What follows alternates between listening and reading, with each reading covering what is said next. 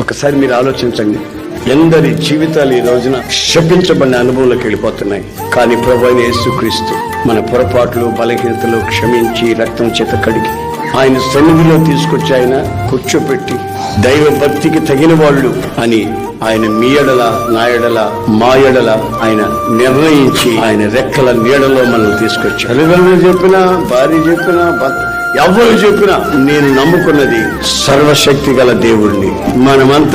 మేమంతా ఆయన తోటలో పనివాడు. మన వ్యక్తిగత జీవితాల్లో ఈ గోతుల్లోనే అనేక మంది పడి తణుకులాడుతూ ఉంటారు. శపించబడ్డ గోతులు. ఆడికి భార్య ఉందని తెలుసు, ఆడు తాగుతాడని తెలుసు, ఆడికి ఆ జబ్బు ఉందని తెలుసు, అయినా నేను జోలకడని ఉండలేనా? అదేం మాటలయ్యి? ఈ 3-4 ముచ్చటికి జీవితాన్ని పాడు చేసుకుంటారా? పిలుపుని పాడు చేసుకుంటారా? ఆత్మీయతను పాడు చేసుకుంటారా? దేవుడు మనల్ని పిలిచిన ఏర్పాటుని నాశనం చేసుకుంటారా?